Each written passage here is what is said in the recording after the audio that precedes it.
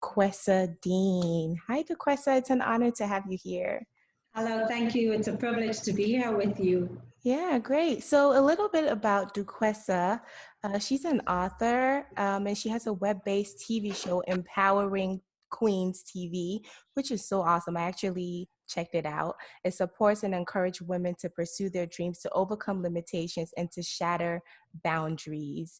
So, there was a moment in her life where she remembered sitting on the bathroom floor. She was 30 and she was like, I'm gonna give up. Like, this is it. I'm done, not doing this anymore. And, she was basically on autopilot and, career wise, personal life, everything was just like in shambles. And so, with the help of a mentor, she was able to rebuild her life. And we Yes. see DeQuesta right now just doing really great things. And so, we're going to talk about a couple of stuff as to how she found herself on the bathroom floor and then to where she is right now. So, DeQuesta, what brought you to the bathroom floor? Well, what took me to my bathroom floor was an accumulation of choices that I made throughout the course of my life. Okay. Having a troubled teen life and then heading into adulthood, a poor selection of mates, surviving domestic abuse, and being unsatisfied in many of my career choices, just feeling overwhelmed by the burden and the responsibility of life. I actually thought it would be better to tap out than to continue to endure crisis after crisis after crisis. I felt hopeless. I felt lost. I felt overwhelmed, and it was a dark and depressing place. Right. And so the bathroom floor, what did it look like? And what did tapping out look like? Yeah, what did that look like? So, the day that I attempted to take my life wasn't planned. I woke up Okay. on a typical Saturday morning and I just cleaned the house, spent the entire Saturday cleaning the house. My kids were in bed, they were asleep. And I walked out of my bedroom into my kitchen, opened the fridge, took out a jug of orange juice, walked back down the corridor into the bathroom. And as I looked around the bathroom, it was all glistening white. I'd literally just scrubbed it. And I sat in front of the toilet actually, and it was so ironic for me that I would sit in front of the toilet because I equated my life at that time as equal to a toilet, some place that people just dump waste, where people would just deposit, all the junk that they had inside of them, all the toxic behaviors that they had would be targeted towards me. And I was a receptacle just receiving all of that negativity. And so as I sat down on my bathroom floor around the glistening tiles and around all the white fixtures, I just happened to glance up, and when I glanced up, it was the rays coming down out of the recessed lighting, and in the rays, I went forward to a time when I used to watch old movies, and back in the day when those movies were playing, when the voice of God was heard, you saw rays coming down from heaven. And so in that moment on the bathroom floor, I remembered that God was with me. And regardless of how difficult my life was to that point, that there was something good going to come out of my life. I just didn't know what it was. And Mm-hmm. I've been in such a dark place for so long that I didn't even remember that God existed. That's how dark my existence was. Mm-hmm. It was a place of darkness. It was a place of hopelessness. It was a place where I lacked support.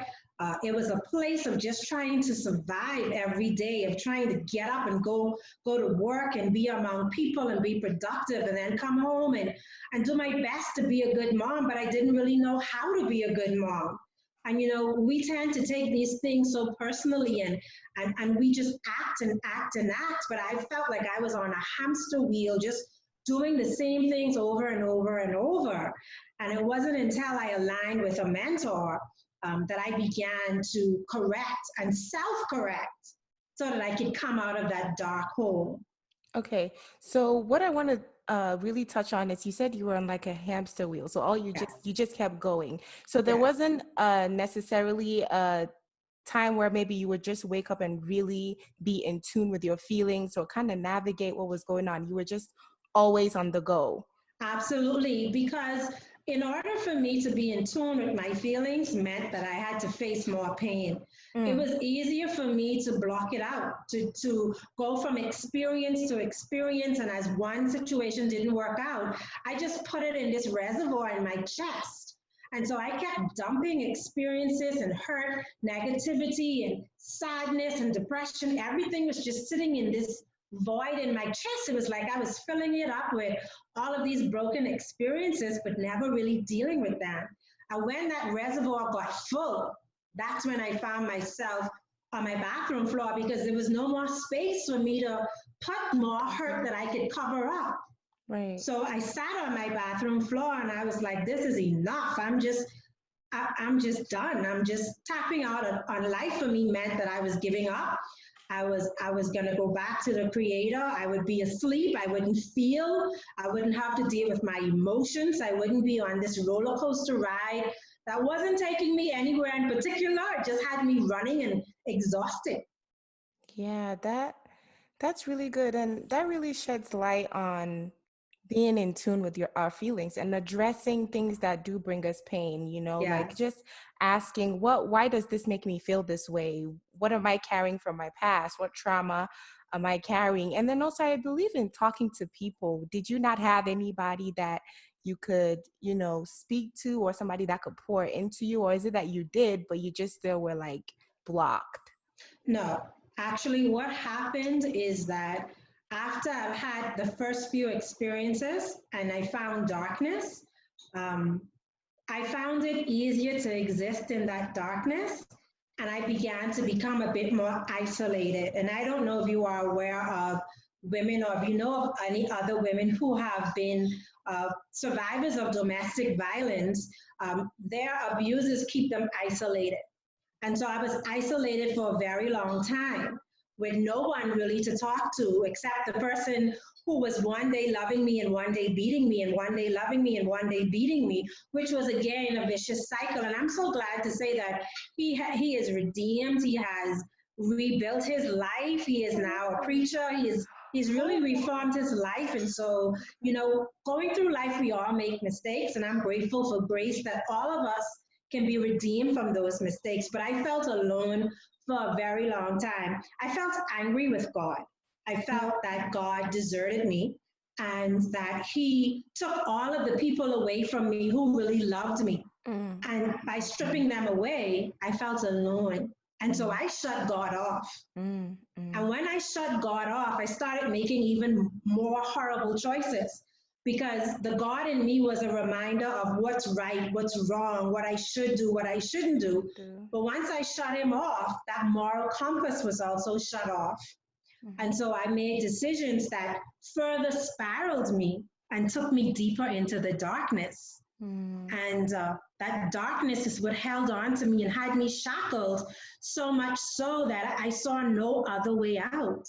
I mm. saw no other way out. Yeah, and the seeing no other way out. I actually took a mental health first aid class about, and it touched on, people that would, attempt to complete suicide. And it's, you know, a solution in some form of sort. It's like, oh, this is the solution. Like you said, you'll be asleep, you'll be fine, you be with your dad, you don't have to go through all of that. And so just being able to make people aware and exposed to the fact that there is, light at the end of the tunnel. There is Yes, things ahead, greater things ahead of you. yes. And so yeah, that is definitely deep, that is definitely real. And I'm glad you really spoke about that. So practically now finally getting up from the bathroom floor, what practical things did you do with your mentor to get you to this healthy state? Well, I worked with my mentor for 10 years. It was a long process Process, yeah. of coming back to me. And it wasn't really coming back to me, it was discovering me because I really never knew who I was. From 13 to 30, um, I was more of a I was just existing. There was no who is Duquesa, what does she want, what's her purpose, what are her values, none of that. And so my mentor helped me to really find out who I was at that point in time the attributes and the characteristics of the person that made me up at that particular point in time. And then he asked me to figure out what I wanted to do and be 10 years later. So 10 years later in the world, who did I want people to see me as? And so I wrote down who I saw myself as then: broken, confused, depressed, hopeless. And then I wrote out 10 years from now, I want to be powerful. I want to be an example for other people. I want to be honest. I want to be warm. I want to have integrity. And so I built out on paper first who I wanted to be. And then I took action to become that person, because it's okay to write it down, but it doesn't come to pass unless we take action. And so I started to take the action of becoming all of those things that I wrote down. So every day I'd look at that list. What does it mean to have integrity? So I'd go out and be honest. I would honor my word, only make commitments that I knew that I would live up to. I also, as a part of the process, created a life plan. And so he taught me how to create a life blueprint. 3 months from now, 6 months from now, 1 year from now, straight out to 10 years. What do you want to accomplish? What do you see yourself doing? How do you want to impact your church, your community? How do you want to impact the corporate world? And so I spent a lot of time actually creating a written plan for my life that I then put into action. Another thing my mentor guided me to do was to drop every friendship I had at that time. So imagine just coming from the brink of suicide, and 2 days later, a mentor approached me. I didn't even find him. He came to me 2 days later and asked to mentor me. And so imagine just a few weeks out of that, I was stripped of every friend, because he said to me, who you are is who you will attract. So right now, your current friends are not who you need around you, because the person that you want to build is no longer attached to who you were. And so I had to build a better inner circle. So I spent a year in isolation discovering who I was. And then we began to place me in programs like Toastmasters, where I could focus on building my self-esteem, where I could focus on meeting other like-minded people, where I could have stimulating conversations, where I have to stay abreast of world news, local news, and just keep my mind stimulated and then attract better people. And so I began to think about, what are the qualities of the people that I want around me? What should they look like? What are the qualities of the people that should be in my inner circle? What are the qualities of the people that should be in my business circle? What are the qualities of the people that should be in my church circle? But the one constant thing in that circle was me. So I needed to make sure that when I showed up consistent across the board. I wasn't one way in church, one way in the community, one way at home, but consistent straight across the board. He taught me to be resilient. So in times when I set a goal and I didn't accomplish it, he's trained my mind to look for the lessons. What did you learn from this experience? And now, how do you take that lesson to make the future better? You see, we have this tendency of not looking for the lessons. We have a tendency of getting up and moving without reflecting and pulling the power from the reflection. But when we pull the power from the reflection, we actually have a greater tool to accomplish our dreams and our goals. And so the difference maker for me was noticing what mistakes I made and how to correct them. Also noticing the patterns in my life. Why was I choosing men that didn't honor me, that didn't love me, that didn't value me? And it went all the way back to my 13-year-old teenage girl, where my nurturer died and I felt abandoned. And so from 13 to 30, I wasn't taught about positive self-esteem. I didn't find hobbies. I wasn't involved in positive activities. I was literally just struggling through, and I didn't feel worthy and I didn't feel loved. So I didn't believe I was lovable. And because I didn't believe that, I found men to validate that in me. So he had me identify my patterns. Why am I sitting on jobs that are sucking the life out of me? I'm unhappy. And it's because I'm afraid that the thing that I want is not out there. So let me just hold on to this thing that I have that's paying the bills while I am unsatisfied and unhappy. And he's taught me to release that and to figure out what I enjoy, what I love, and to build a career around that. DeQuesta, that was a lot of information. It was so good. It was So real, so practical. A couple of stuff that I want to really pick out is one, you said that you build a life, you build a plan for your life. So six Yeah. months, a year, and then also not just building it, but also put into action. And Yes. that is important. And I also want to just say that it sounds like it's a lot of work, and it is. At the end of the day, it is a lot of work. It is a process.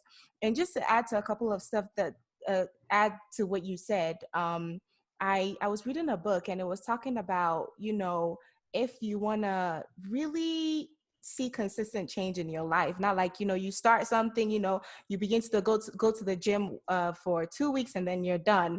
You have to form an identity. And I think Yes. that's what you talked Yes. about saying that, what does it look like to be this person who has integrity, right? It's forming an identity. It's saying that, okay, I'm gonna go out and be honest anyway, not tomorrow, but I'm gonna start now. And so I think it's really good, just forming that identity, because change begins within, right? Yes. Change and discipline, consistency always it begins within. I think a lot of people, what we do is we kind of look to our external to validate what we really want to do and the change we see in our lives, right? Like when you spoke about the men to validate you, Yes. that is also like really important. And also addressing all the way back to 13, I've had to do a couple of those stuff, and it's not easy.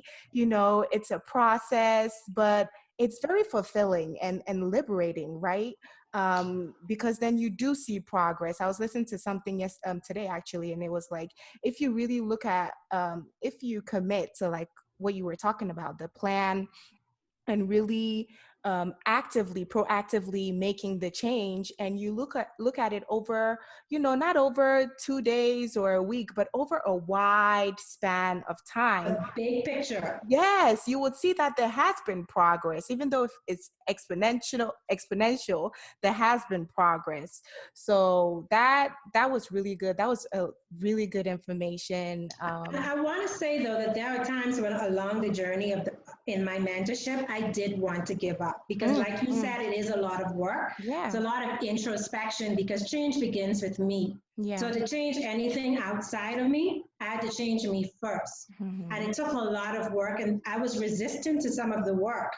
But it wasn't until I actually did all of the work Mhm. that I became the whole person that I am today. One of the ways that he kept me motivated was at the end of every week, we celebrated my successes.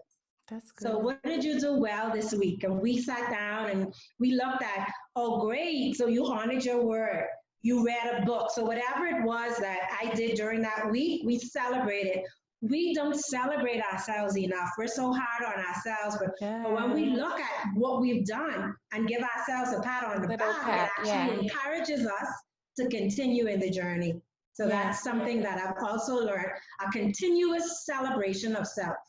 Yeah, and I agree. And also, and like you said, there are times you want to give up. There are times that you just also don't show up, right? And I think I also read something somewhere that, it's not, it's okay to fall sometimes. It's okay to say, I don't feel like doing it today, because we're human beings, right? We can only go so much at a time. And so, but it's getting up the next day and saying that, Yes. okay, yesterday I wasn't able to do it, but today I'm gonna show up.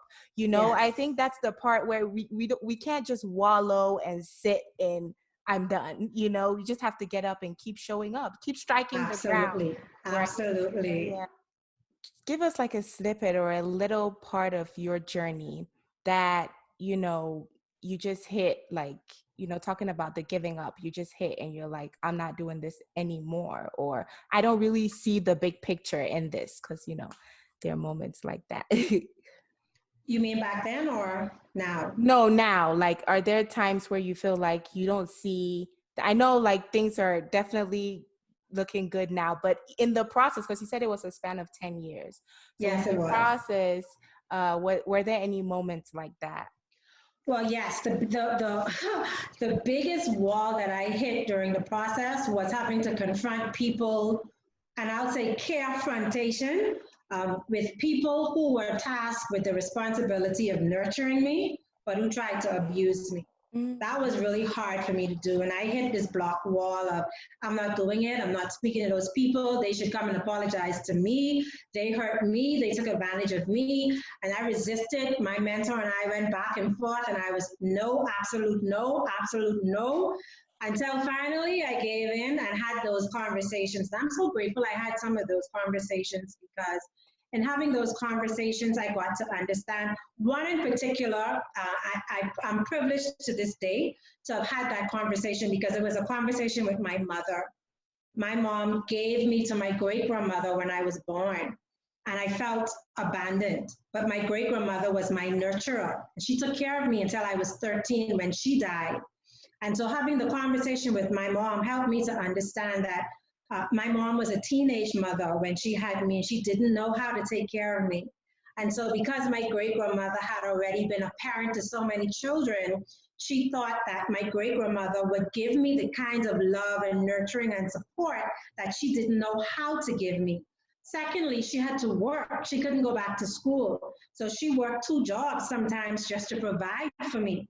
And so when she wasn't there, she was out working to make money so that my great grandmother could buy clothes and food and pay for school fees and that sort of stuff. And so understanding the why behind the what allowed me to extend grace to my mother and to release her from all the negative feelings that I had toward her. And she and I built a two peas in a pod relationship where we essentially, you saw her, you saw me until the day she died. And I'm so grateful that we had that journey of togetherness where she experienced the love from a daughter who she had given away and who had resented her, but who forgave her because she understood that she didn't give her away. She gave love to her daughter through another nurturer because she wanted the best for her daughter. So I'm so grateful for that conversation. Yeah, that's beautiful. Yeah, that's really good. Do you have any last words for us? Absolutely. Even when it looks impossible, there is possibility. Mm, And in the darkest tunnel, at the end of that, there's hope. We have sometimes trained ourselves to sit in darkness and sit in victimhood without looking forward and looking for the light that can guide us out. And I found myself there, mm, not looking for the light. And there are so many guiding lights in our world. Sometimes all it takes is for somebody to see us and recognize something in us and offer help. But we have to be open to receiving that help. right. Additionally, no matter how dark it is, something good could come out of that darkness because the life I live today is, I mean, it's in stark contrast to where I found myself 30 years ago. And the same brokenness that took me to my floor is the brokenness that's provided the platform for me to earn a living today. What I do today is because of every experience that I went through. We don't look at those experiences and see how we can get value out of them. Right. So, to the person who's listening to this today, I want to encourage you to harness your power. Inside of you is the power to make the strongest comeback ever. The only person who can do it, though, is you. We can give you tips and tools and recommendations, but the action has to come from you. Yeah. And the first step is to believe that you can change your life. Then find help, do the work so that you can emerge on the other side of this process of this cocoon like the beautiful butterfly and thrive. Thank you, DeQuesta. That was beautiful. And I also want to add to that that you don't have to do it alone. Like you said, you join and James Clear said this in Atomic Habits. I don't know if anyone knows that book, but basically you join a culture where your desired behavior is the norm, like-minded Yes, people. Like that's what yes, really fuels you in the times where you feel like you cannot, or you don't even think it's possible to keep going. Right. yes. So yeah, you don't have to do it alone. We're not loners, we're not islands, we definitely need community and we need each other. So thank you so much, DeQuesta. This was definitely beautiful, and I'm honored to share in your your experience and the legit community as well. So Thank you thanks. so much. All right, so we have a little question and answer I want to ask. Just get to know you a little bit more. So what do you do for fun? That's a good question. I'm going to say sleep. Really? I consider fun to be spending quality time with my family. Mm, Before COVID, we traveled. So I enjoy traveling, that's good. visiting different places, immersing in different cultures. Of late, it's more about spending time with my husband. We talk and we laugh. And I mean, we're supposed to be going to bed, and 2 o'clock, we're still talking. Oh, So that's for me, good. fun That's right nice. now is having this downtime to relax because I work so hard. Mm, okay. And last question. So you're in the Bahamas, right? Yeah. Have you always been there? And what's it like there? I haven't been there. So I want to know. Well, listen, you as soon as it's safe to come, we invite you. I've Okay. always lived in the Bahamas. Okay. I've traveled the world extensively. Is one of the things that my mentor had me do as well through the period that I was discovering myself. So Hmm. I've traveled a lot, but after 4 days, I want to come back to the sun, the sand, and the sea. Wow. Here in the Bahamas, I enjoy the life that we are afforded. We live almost Americanized, but because we're so close to America, all of the conveniences of America is actually here.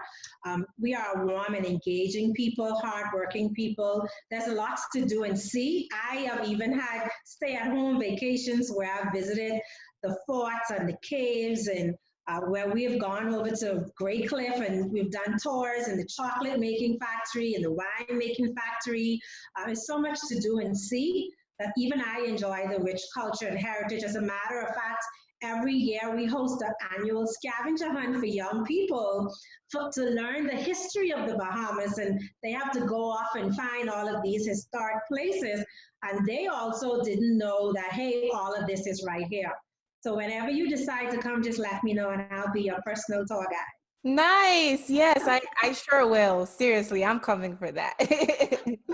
So this is the end of this great and wonderful episode. Thank you, Duquesa. I want to leave everybody with your recent book, Sister Stand Up Again, which is a tool that creates a blueprint that will help our sisters out here to really rebuild their lives. And I also told you that I tuned into her Empowering Queens TV show. It's really awesome. It's literally legit, like what we're doing here. It's legit. So check that out as well.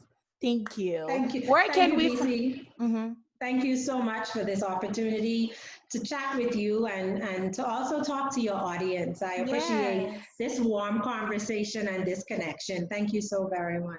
Thank you. Where can we find you, Duquesa? So I'm on social media platforms, Facebook, Instagram, LinkedIn, all by my name, Dukwasa D. Dean. Dean. Okay. Thank you. Thank you. Bye. Take care. Enjoy the rest of your day. Conversation never ends. Jeez. We need to have more legit conversations, you know.